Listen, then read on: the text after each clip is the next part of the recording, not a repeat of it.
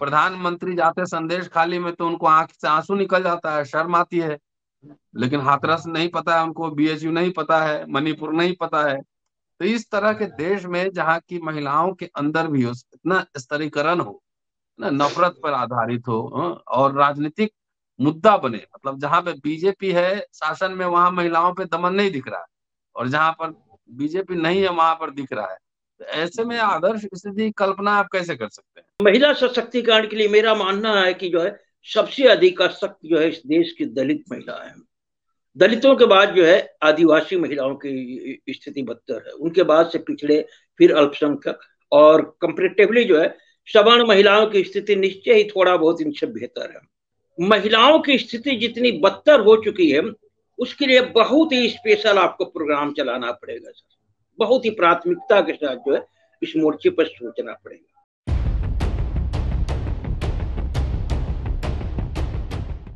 8 मार्च अंतर्राष्ट्रीय महिला दिवस, और इस महिला दिवस के अवसर पर महिलाओं की स्थिति के बारे में चर्चा एक पुरुष से, और पुरुष का नाम है H L. Dusar, diversity man of India कहे जाते हैं।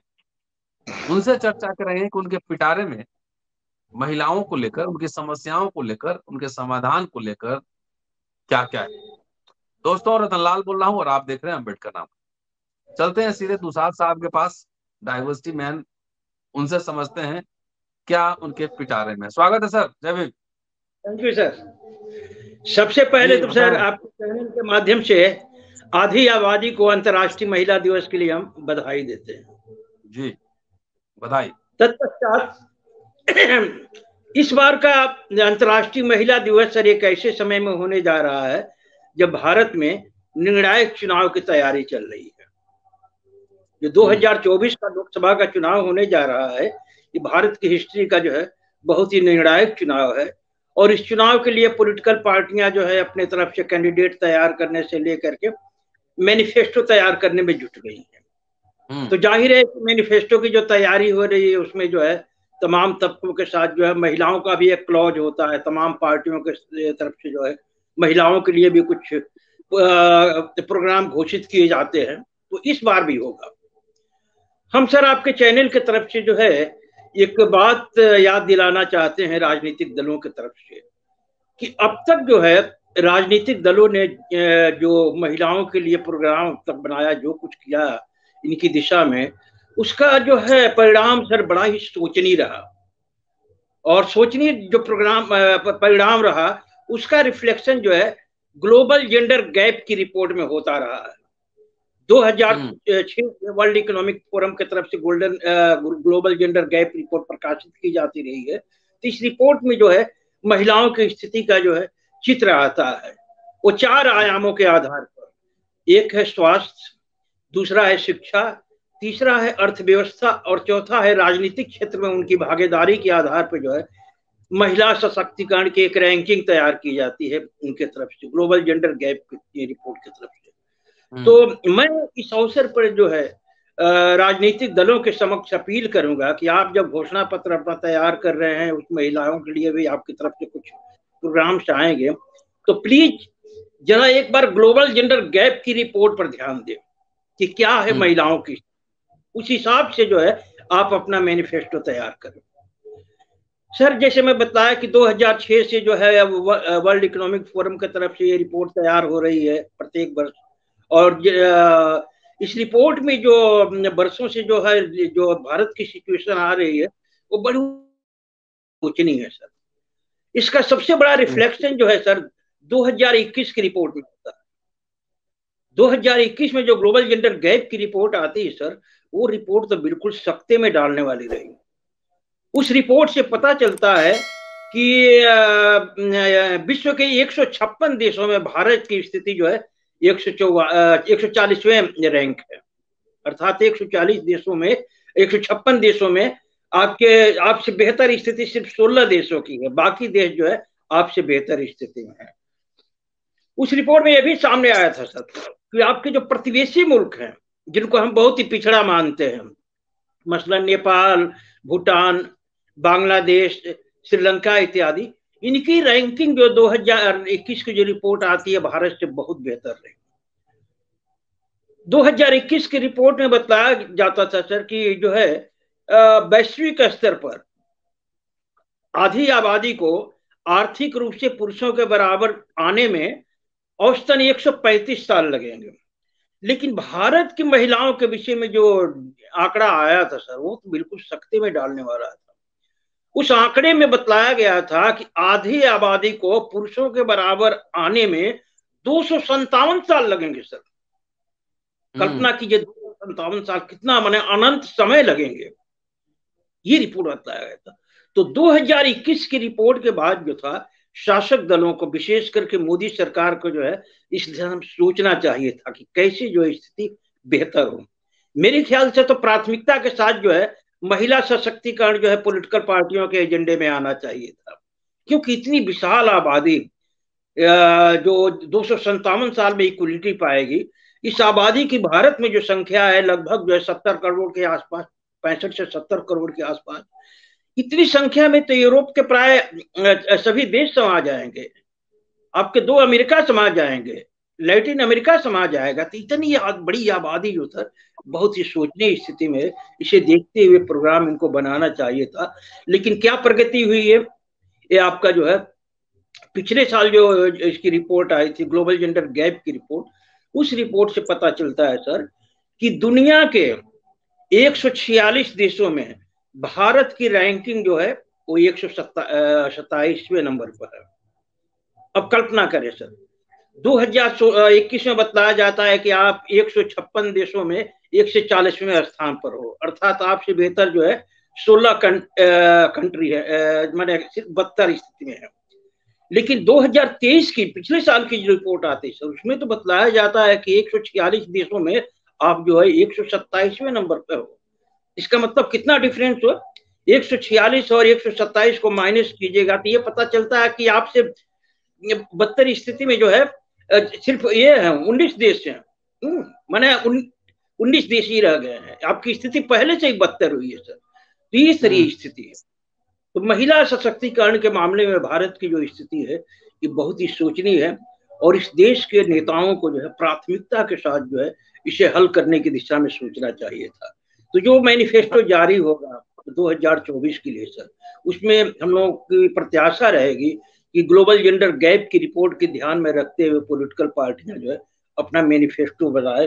और सबसे पहले तो जरूरी है कि इस प्रॉब्लम को समझे कि महिला जो अशक्तिकरण हुआ है, जब अशक्त होता है कोई समाज तो उसको सशक्त बनाने का अभियान चलाया जाता है, तो महिलाएं अशक्त क्यों हुई, इस बात को समझना सबसे जरूरी है। और जब इन कारणों के तह में जाते हैं सर, तो पता चलता है कि महिलाओं का जो अशक्तिकरण हुआ है, महिलाएं जो अशक्त हुई हैं, इसका संबंध जो है मानव जाति की सबसे बड़ी समस्या आर्थिक और सामाजिक गैर बराबरी से।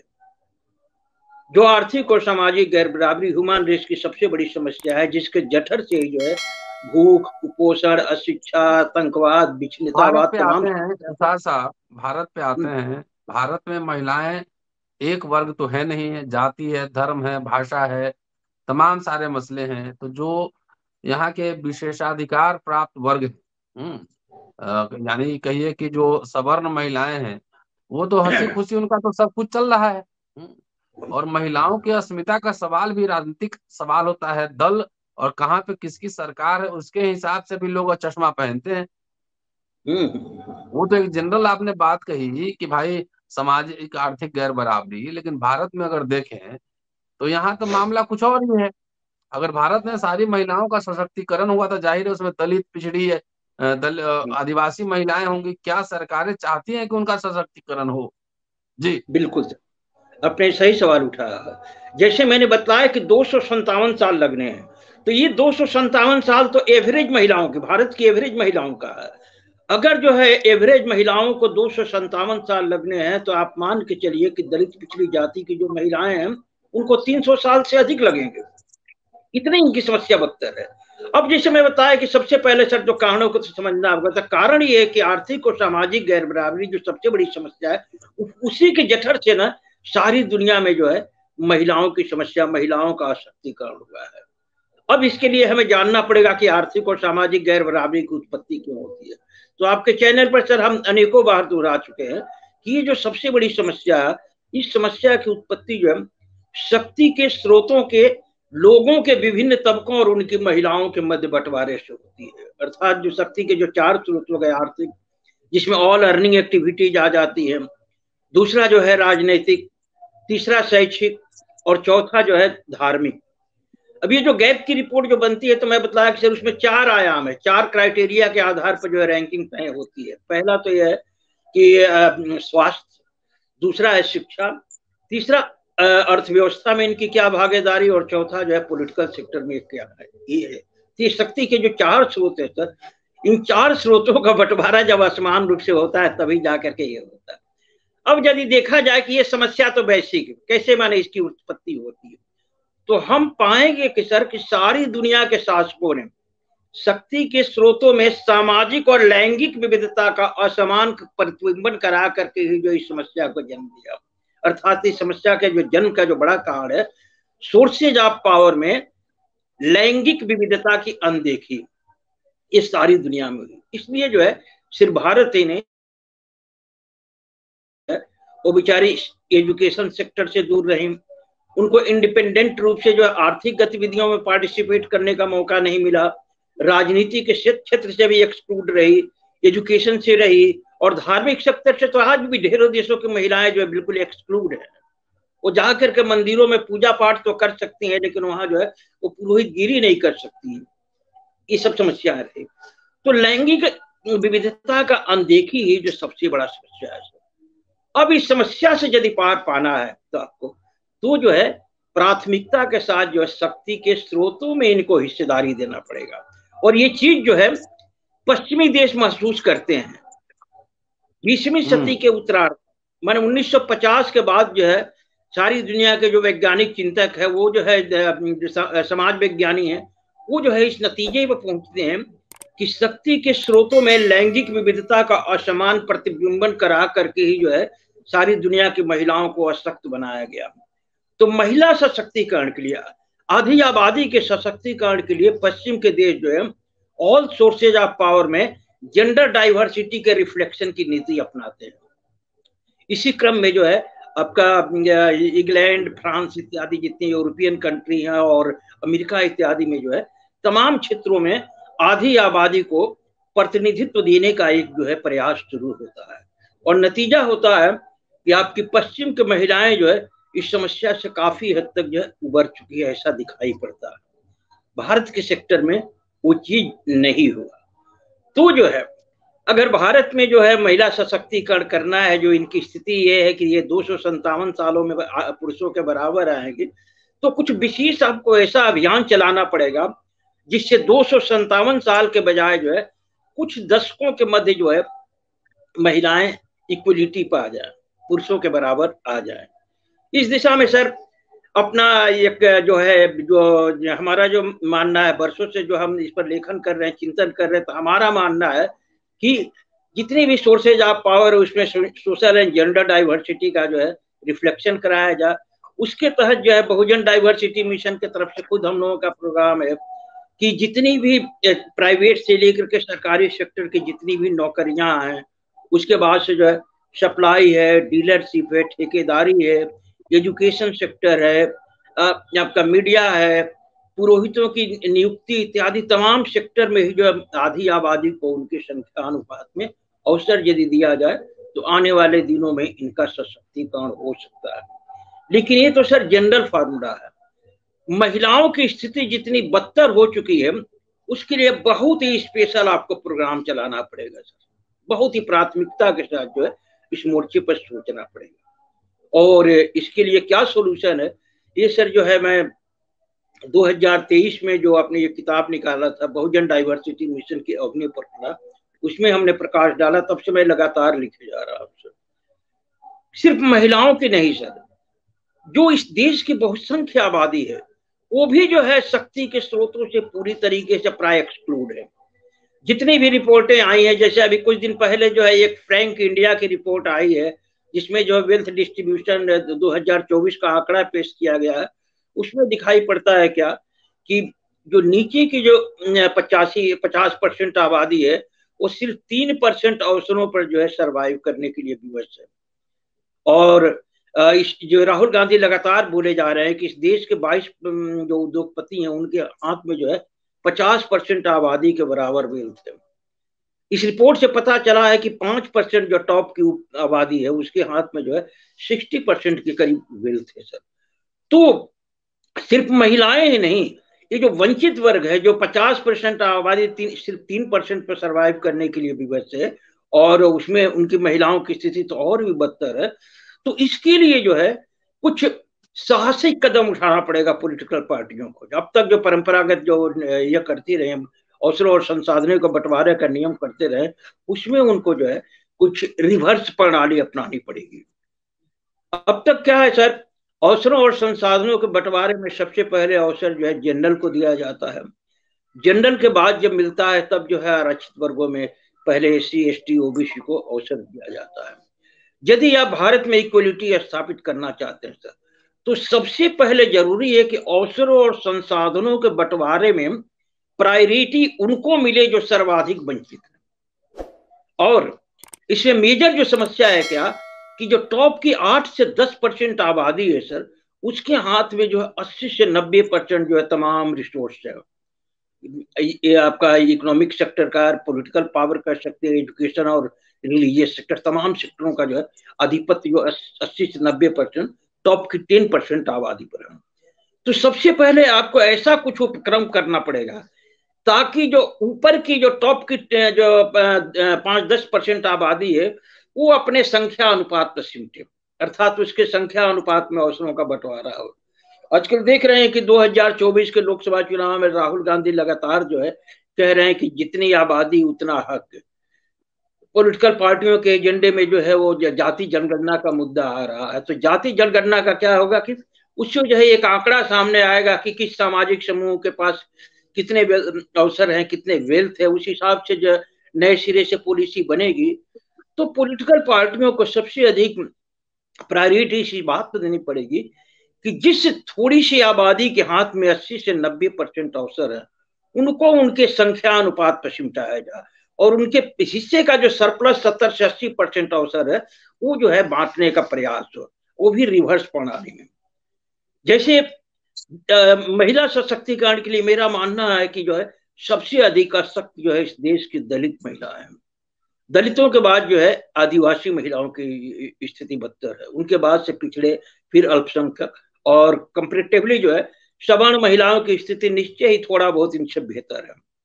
तो यदि हम चाहते हैं कि वास्तव में जो है 257 साल के बजाय जो है हम 2-3 दशक में इक्वलिटी पा ले, तो इसके लिए सबसे जो जरूरी है सर कि अवसरों का बंटवारा जो है एडवर्स पद्धति में हो, अर्थात सबसे पहले जो है दलित, उसके बाद आदिवासी, तीसरे नंबर पर OBC, और चौथे नंबर पे सवर्ण पुरुषों का, सवर्ण समुदाय के हिसाब से। रुसार साहब, आप जी एक सर। आदर्श स्थिति की बात कर रहे हैं कि ऐसा होना चाहिए, ऐसा होना चाहिए, क्या है या क्या रियलिटी है जानते हैं क्या? रूलिंग क्लास ये सब करने के लिए तैयार है? नंबर एक, बाबा साहब ने जब हिंदू कोड बिल जब लाया था तब यहाँ के सवर्ण साधुओं ने भी उसका उनका विरोध किया था, ठीक है साहब।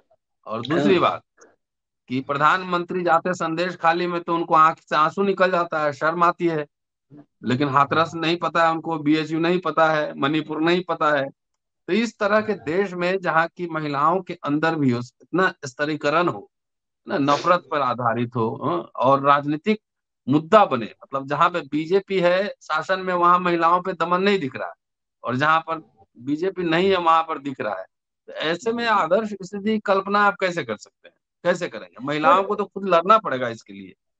हाँ वो तो है सर, ये अब आपने कहा महिलाओं को लड़ना पड़ेगा, बात सही, लेकिन आप जो कह रहे हैं सर ना, ये जो मैं समझता हूँ कि 2024 का जो चुनाव की तैयारी चल रही है, इसके पहले तो एक आदर्श स्थिति थी, एक कल्पित स्थिति थी। लेकिन अब राहुल गांधी के सौजन्य से जिस तरीके से जो है जितनी आबादी उतना हक की जो बात उठ रही है, जाति जनगणना का जो मुद्दा खड़ा हो रहा है, हो सकता है कि इस चुनाव का निर्णायक मुद्दा यही होगा। आज ही एक मैं यूट्यूब पर वीडियो देख रहा था, उसमें राहुल गांधी कह रहे हैं कि हमारे एजेंडे में प्राथमिकता में रहेगा जाति जनगणना, नंबर 2 पर रहेगा आपका जो है ये MSP का मामला। तो जाति जनगणना जो है सर टॉप पर आ गया है, और टॉप पर जब आ गया है तो मुमकिन है कि इस मुद्दे पर जो है इनकार नहीं किया जा सकता है कि अगर सत्ता परिवर्तन होता है तो वैसे में तो राहुल गांधी का जो दावा है कि हम सबसे पहले जाति जनगणना कराएंगे, तो जाति जनगणना कराएंगे तो उसमें विभिन्न जातियों को तो आंकड़ा सामने आएगा, तो महिलाओं का भी तो आएगा। जाति निश्चित जनगणना रूप से विभिन्न समुदायों की महिलाओं के भी जो स्थिति का तो पता चलेगा।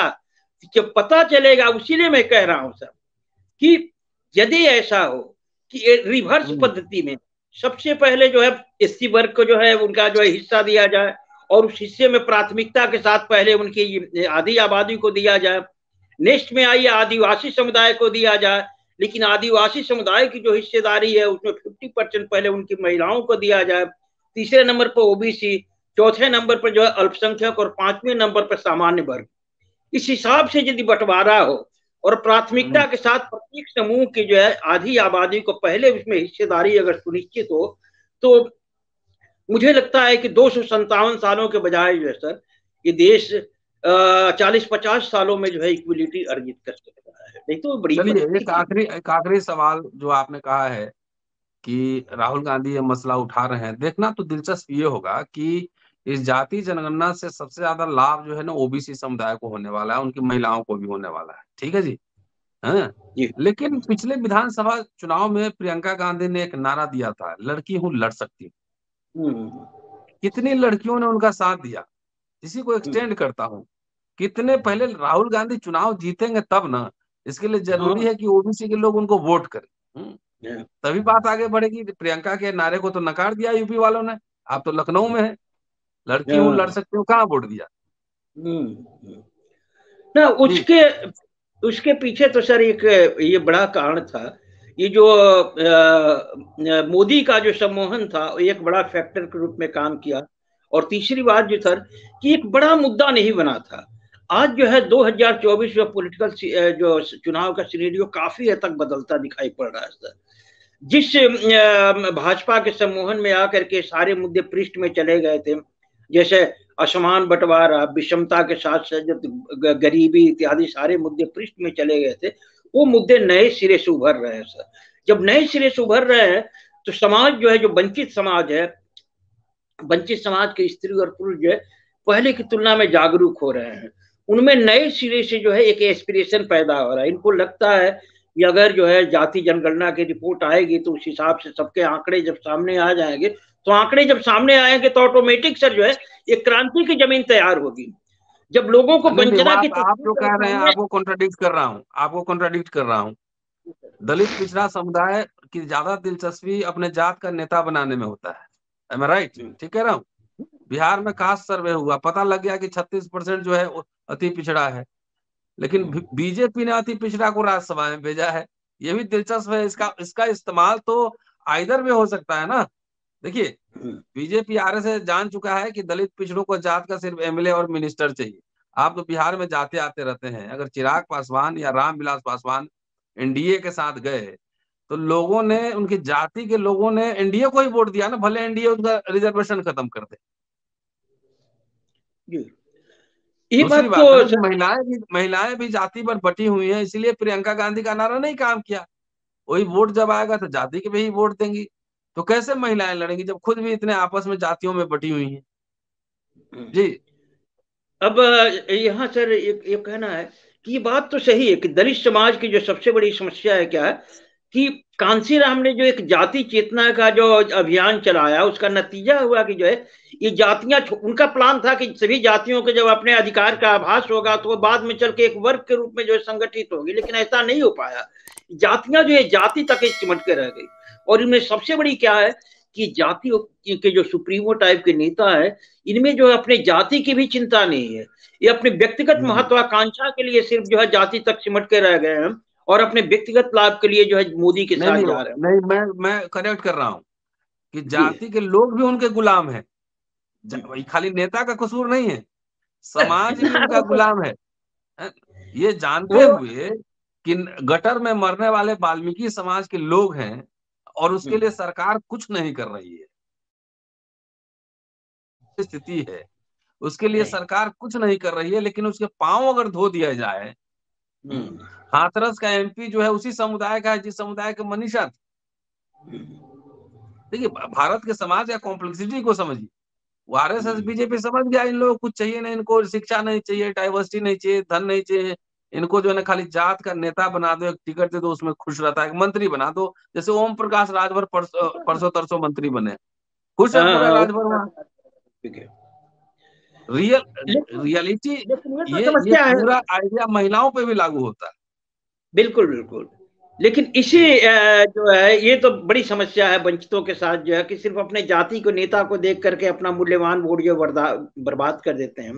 लेकिन और सच्चाई ये है ना सर, कि जब चुनाव जो है सामाजिक न्याय के मुद्दे पर केंद्रित होता है, तो भाजपा जो है हमेशा जो है शिकस्त खाने के लिए अभिशप्त रही है। जैसे 2015 में लालू जी ने जो है चुनाव को सामाजिक न्याय के मुद्दे पर केंद्रित किया, तो यही जातियां थी, यही इनकी छोटी छोटी सोच थी। बावजूद उसके मोदी जो है अपने लोकप्रियता के नीतीश कुमार बिल्कुल साथ थे उस समय, नीतीश कुमार हाँ? साथ थे, नीतीश कुमार अच्छा, साथ थे उस समय, अरे तो लालू जी के साथ की साथ नीतीश कुमार थे। लेकिन बड़ा फैक्टर ये था कि लालू जी ने उस चुनाव में मुद्दा उठाया था कि हम सत्ता में आएंगे तो संख्या अनुपात में आरक्षण का बंटवारा करेंगे। दूसरा एग्जाम्पल हम लोगों ने देखा सर, ये कर्नाटक चुनाव में चुनाव को सामाजिक न्याय पर केंद्रित किया गया, भाजपा मात खाने के लिए बाध्य हुई। हुआ क्या है कि मोदी के उदय के बाद से नेता जो है अपने स्वार्थ पर जो है सामाजिक न्याय का मुद्दा उठाया ही नहीं। 2017 में जो है उत्तर प्रदेश का जो विधानसभा चुनाव हुआ, अगर ये लालू और मायावती और अखिलेश यादव लालू से प्रेरणा लेते हुए सामाजिक न्याय पर मुद्दे को केंद्रित करते, भाजपा जीते ही नहीं सकती। लेकिन याद कीजिए, ये शब्द भी उन्होंने नहीं उच्चारित किया था।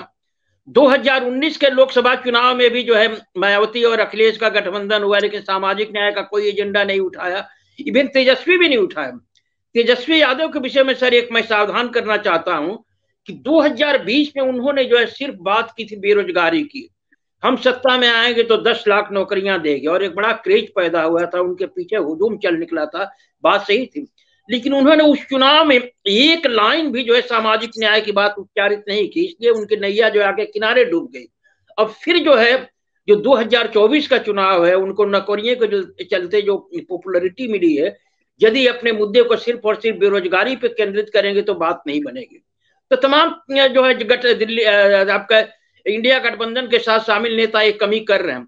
लेकिन राहुल गांधी जिस शिद्दत के साथ जो है सामाजिक न्याय की बात उठा रहे हैं, चलिए सर, लैंगिक न्याय का मसला है और फिर इस पे विस्तार से चर्चा होती रहेगी, लेकिन यह है कि भारतीय समाज विषमताग्रस्त समाज है, जातियों में, संप्रदायों में, भाषा, बोली, गोत्र तमाम में बटा हुआ है। ये जानते हुए कि एक कॉमन समस्या, उस कॉमन समस्या को हिट करने में सामाजिक न्याय के लोग भी नाकाम रहे हैं और सामाजिक न्याय मंडल के कंधे पर चढ़ के कमंडल आ गया। अम्बेडकरवादियों और समाजवादियों के कंधे पर चढ़ के कूद कूद के हिंदू राष्ट्र आ रहा है, और हिंदू राष्ट्र में शुद्रों, अतिशुद्रों, महिलाओं की क्या स्थिति होगी आप समझ सकते हैं। अभी 146 में 127 पर है, देखिए अगले 5 साल में कहाँ जाते हैं। लेकिन महिलाओं को अपने अधिकारों के लिए संघर्ष लगातार करना पड़ेगा। शुक्रिया तुषार साहब, और आप देखते रहिए अम्बेडकर नाथ।